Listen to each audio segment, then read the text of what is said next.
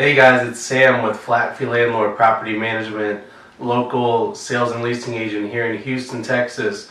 I just wanted to make a quick video today and talk about the top 5 things you should look at whenever you have your house on the market and you want to screen the tenant. So let's go over those things right now. Alright, so you have an applicant and they are ready to go. They've already submitted the application. They've said they got the security deposit, first month's rent, whatever you need to move forward. What you want to do is you want to position yourself, again, to minimize the risk that's going to be put on you with your investment property.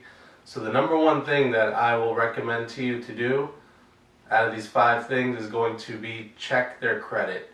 There's a lot of websites out there that just strictly run credit scores. I highly advise that you would use one of those websites to do just that. Check their credit. This is going to allow you to know exactly what type of applicant you're dealing with, and also it's going to give you a good idea of what type of person dealing with as well. So with that being said, a benchmark of what I like to use as far as a credit score goes is about 620.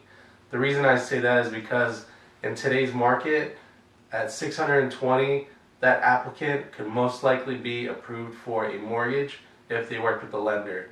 So that is why I have that benchmark set at 620, and that's a very good place to start off with in terms of a credit criteria.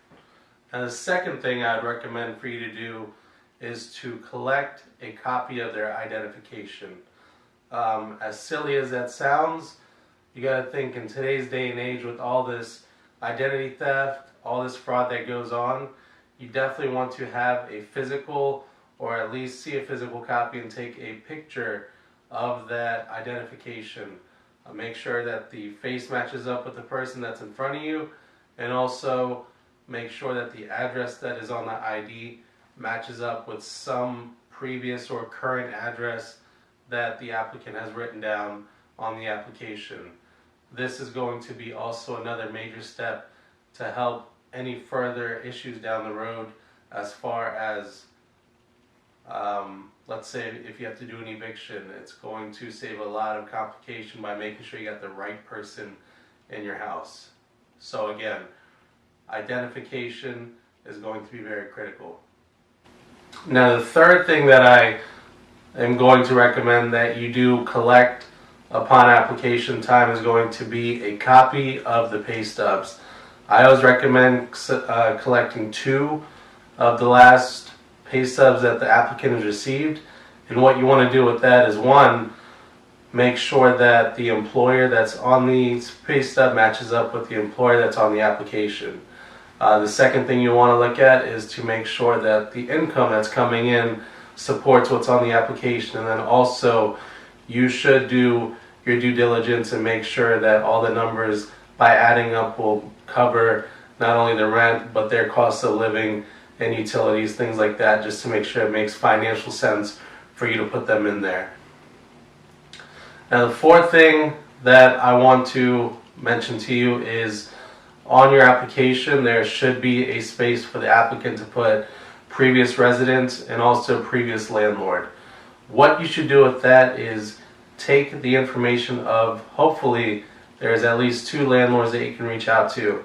I personally always like to put more work into not the current tenant, not the current landlord, but the one prior to that, because they have no direct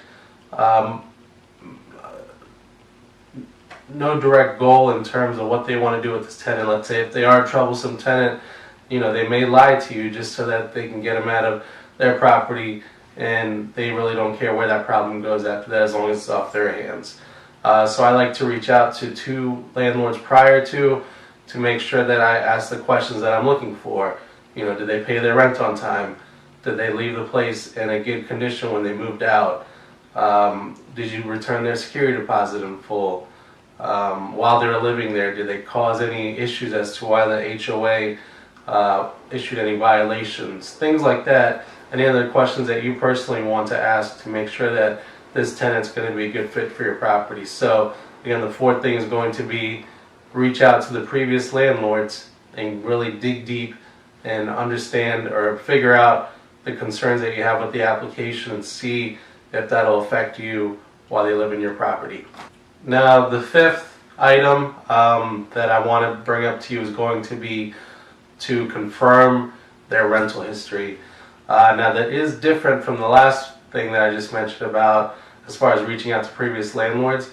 Sometimes when an applicant puts the landlord's phone number, you may not be able to get a hold of them.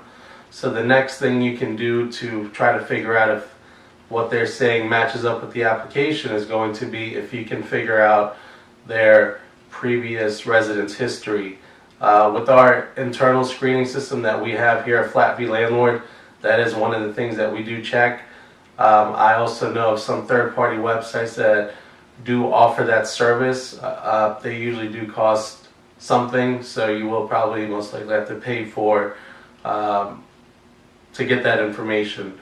But again, this is going to be in an instance where if you do have issues contacting the landlord that was written down, this is going to be your next best thing to make sure that their history of residencies match up with what they have on the application, to make sure that they are, again, telling the truth, and that way it just builds up more character for the tenant as you're reviewing their application, and hopefully makes it an easier decision for you. So again, these are the 5 things I just wanted to share with you.